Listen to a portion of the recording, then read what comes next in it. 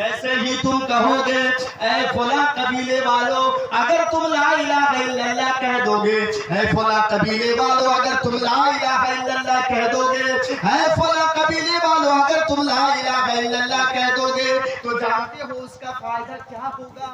क्या होगा उसका फायदा? तुफलिहू, हाँ तुम कामयाब हो जाओगे, ये है फायदा। तुफलिहू, तुम कामयाब हो जाओगे।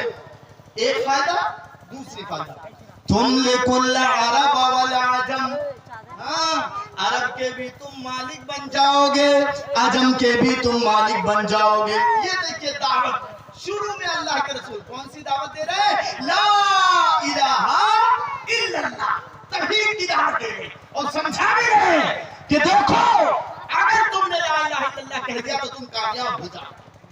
जैसे ही अल्लाह के रसूल ये दावत दिए कि मैं रसूल हूँ, मैं अल्लाह का भेजा हुआ पैगंबर हूँ, रसूल हूँ, तो सबों ने सर नीचे कर दिया। अब कोई कुछ नहीं बोल रहा, ये उसको देख रहा, ये उसको देख रहा, ये कबीला वाला उसको देख रहा, वो कबीला वाला उसको देख रहा। क्यों? अभी सब लोगों ने कहा कि आप झूठ नहीं बोलते हैं और आप अभी दावत दे रहे हैं, तो किसी की हिम्मत नहीं हो रही है, सब सर नीचे किए बैठे हैं, मानने के लिए तैयार नहीं है। मूर्ति की पूजा करते थे ना, अरे जहाँ खाना काबा है जिसके चारों तरफ तवाफ करते हैं, जानते हैं खाना काबा के अंदर एक दो नहीं 360 मूर्तियां रखी हुई थी। वो लोग कैसे जल्दी से कबूल कर लेंगे कि एक अल्लाह है? हा?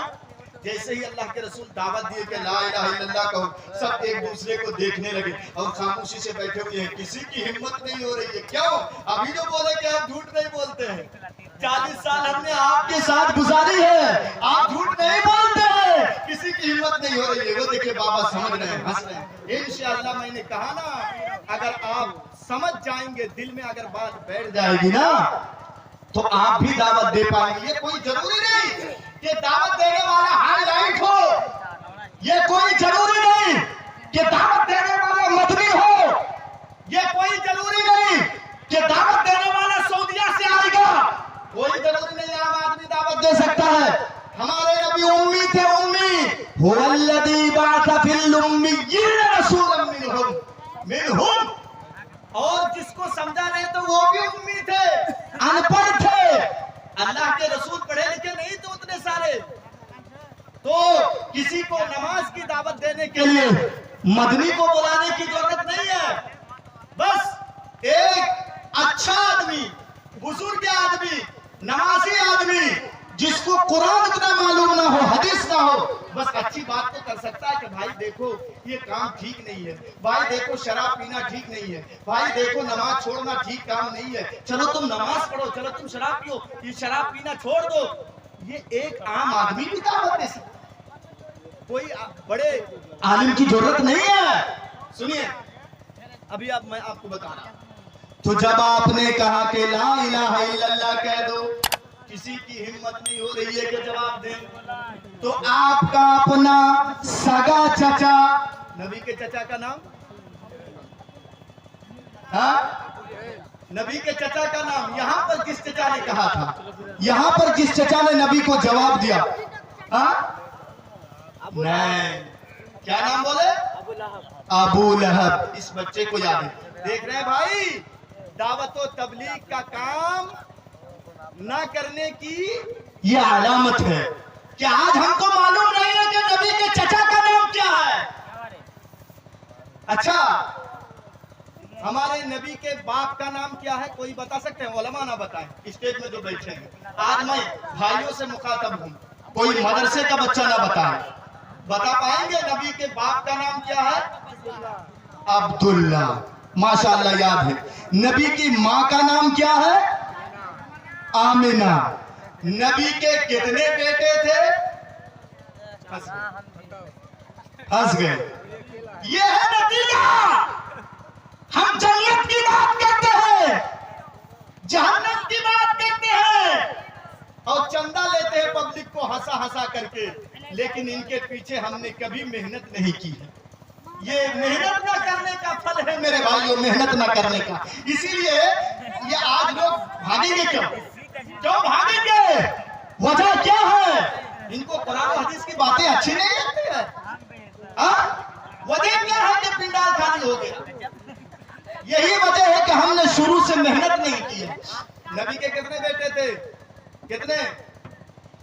कितने? 3।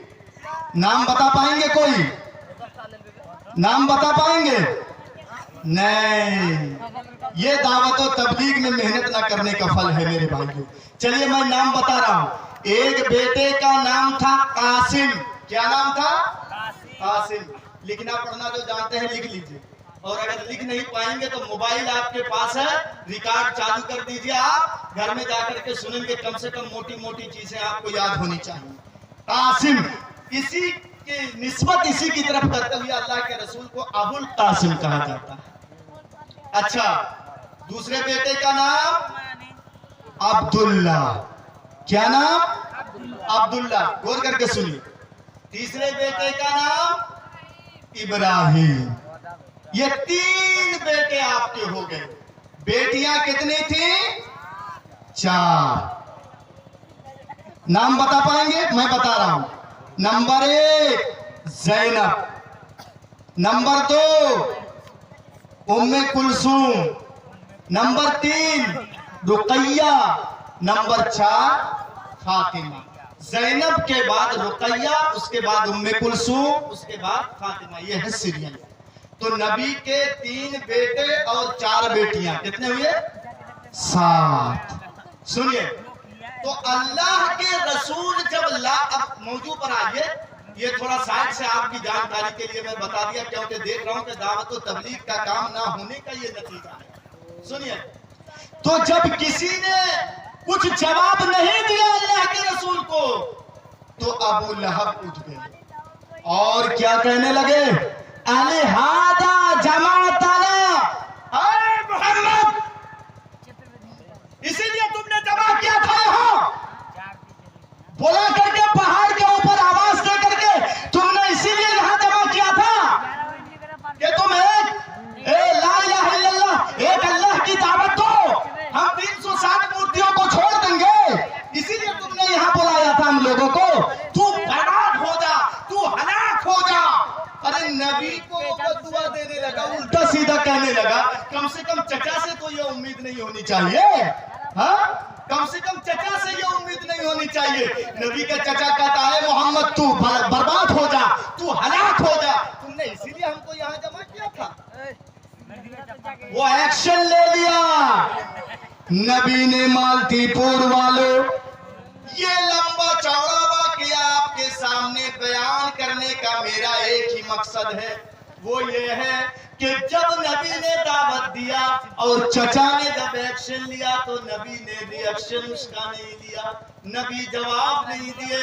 ये कोई जरूरी नहीं है, ये कोई जरूरी नहीं है कि हर सवाल का जवाब दिया जाए। डांटा, कहा कि इसीलिए जमा किया था तुमने हम लोगों को, तू बर्बाद हो जा, हलाक हो जा। अल्लाह के रसूल खामोशी से उतर गए पहाड़ से, खामोशी से अल्लाह के रसूल उतर गए और सीधे अल्लाह के रसूल अपने घर में चले गए। सुनिए, जब उलमा को बेनमाजी एक्शन ले लें और उल्टा सीधा कहें, तो कोई जरूरी नहीं कि हर सवाल का, पब्लिक के हर सवाल का आप जवाब दें, कोई जरूरी नहीं, और आप जल्दी एक्शन ना लें। ये सीखिए, अल्लाह के रसूल एक्शन नहीं लिए। हाथी चलता रहेगा, कुत्ता भूखता रहेगा, तो हाथी चलता रहेगा। हाथी अगर मुड़ मुड़ करके पीछे देखे कि कुत्ता कितने दूर आया है, कुत्ता कितना दूर आया है, हाथी अगर पीछे मुड़ मुड़ के देखे तो मंजिले मकसूद तक हाथी नहीं पहुंच पाएगा। वो भूखने दीजिए। अल्लाह के रसूल चले गए। जब अल्लाह के रसूल कुछ जवाब नहीं दिए, तो जिसने आपको नबी बनाकर भेजा है, ऊपर वाले ने एक्शन ले लिया। इस वाकया से यह भी पता चलता है कि जो आपको सताए, जो आपको तकलीफ पहुंचाए, आप अच्छे काम की तरफ दावत दे रहे हैं, नमाज के लिए बुला रहे हैं, रोजे की दावत दे रहे हैं, सदका व खैरात की दावत दे रहे हैं, और उल्टा आपको डांट रहा है, और आपने उनकी तादाद ज्यादा होने की वजह से, संख्या ज्यादा है उन लोगों की, इस वजह से आप खामोश हो गए। इसलिए कि जबान आप अगर खोलेंगे तो उल्टा आपके ऊपर पिटाई पड़ेगी। आप खामोश हो गए, आपने जवाब नहीं दिया, तो अल्लाह उसका जवाब दे देगा। अल्लाह ने फौरन एक सूरत नाजिल कर दी, तब्बत यदा अबी लहब ऐ मेरे नबी को बद्दुआ देने वाले, मेरे नबी को उल्टा सीधा कहने वाले सुन, मेरा नबी हलाक नहीं होगा, मेरे नबी के हाथ हलाक नहीं होंगे, बर्बाद नहीं होंगे।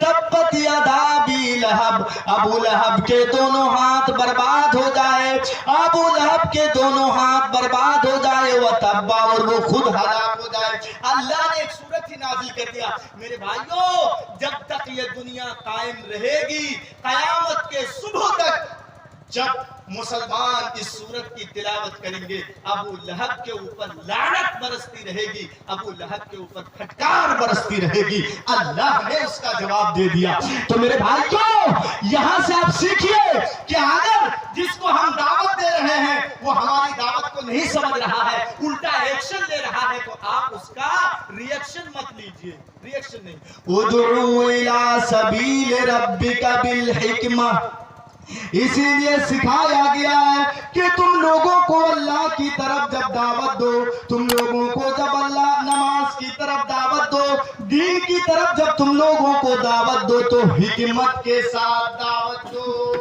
हिकमत, दानाई, हिकमत और दानाई के साथ तुम लोगों को इस्लाम की तरफ दावत दो।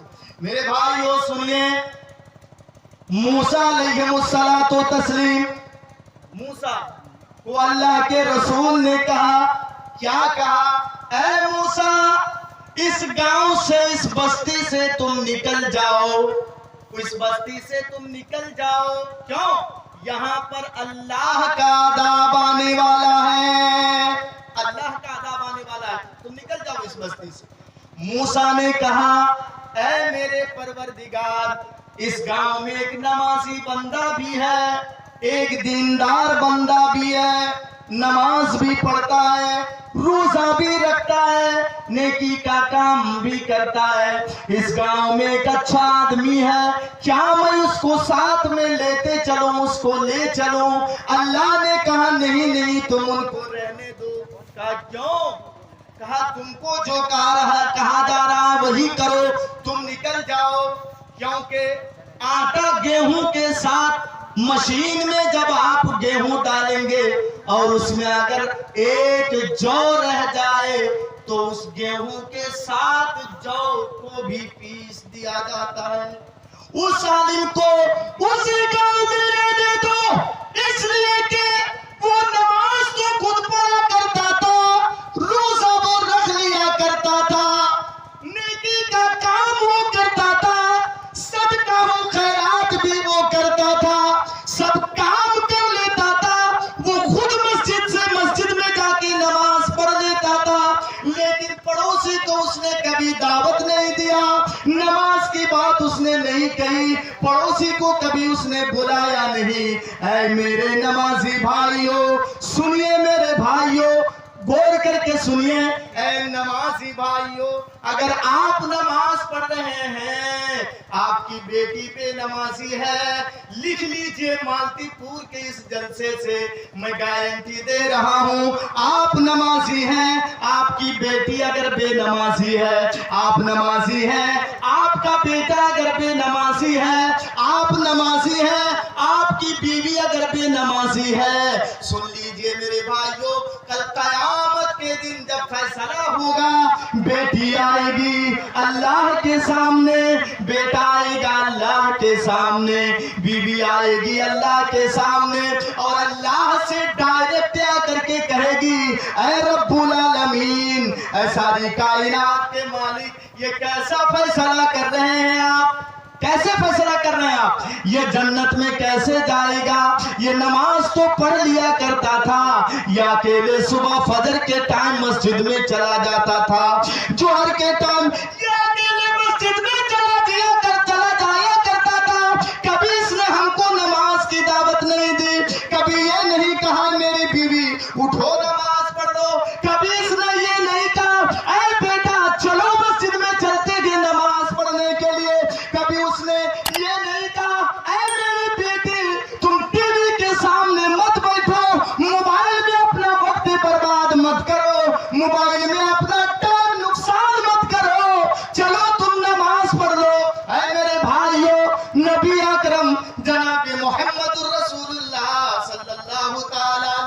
वसल्लम फातिमा के घर जाते हैं। फातिमा कौन है नबी की बेटी। अभी मैंने बताया आप लोगों को कितने बेटे थे? 3। भूल मत जाइए, आप जवाब दीजिए, अच्छा लगेगा आपको। बेटी कितनी थी? 4। सबसे छोटी बेटी का नाम फातिमा। फातिमा के घर अल्लाह के रसूल गए। देख रहे हजरत अली नमाज में खड़े हैं, सलाम फेर चुके थे, जाकर के मुसल्ले पे ही बैठे हैं। हजरत अली से अल्लाह के रसूल पूछते हैं फातिमा कहाँ है? बेटी की खबर ले रहे हैं, बेटी की खबर ले रहे हैं। सुनिए फातिमा कहाँ है? क्या वो सो रही है फातिमा। अल्लाह के रसूल गए, फातिमा को जगाए। जगाने के बाद कह रहे हैं ऐ मेरी बेटी तुम सो रही हो, सुनो ये दुनिया आराम करने की जगह नहीं है, थोड़ा सा आराम कर लो, सेहत और तंदुरुस्ती के लिए जितना सोना है तुम थोड़ा सा सो लो। अल्लाह के सामने गिड़गिड़ाओ, अल्लाह के सामने रो, अपने गुनाहों की माफी मांगो। तेरा बाप नबी है तो क्या हुआ? गौर करके सुनिए, नबी कह रहे हैं तेरा बाप नबी है तो क्या हुआ? सभी दुनिया में जो चाहो मांग लो, मैं कुछ करके दे सकता हूँ, लेकिन ये भरोसा मत रखो कि मैं नबी की बेटी हूँ, मैं नबी की चहेती बेटी हूँ, छोटी बेटी हूँ। अल्लाह के सामने सिफारिश करके मेरा बाप मुझको जन्नत दिलवा देगा, ये उम्मीद मत रखो, ये उम्मीद मत रखो। चलो उठो, अल्लाह के रसूल अपनी बेटी को भी दावत देंगे। नमाजी भाइयों आज ये सीख करके जाइए, फजर में मस्जिद में जा रहे हैं आप, बीवी को कह के जाइए, ताकि कयामत के दिन अल्लाह के सामने जब ये खड़े हैं तो ये झूठ मान जाएंगे, ये सब झूठ। बेटे को कहिए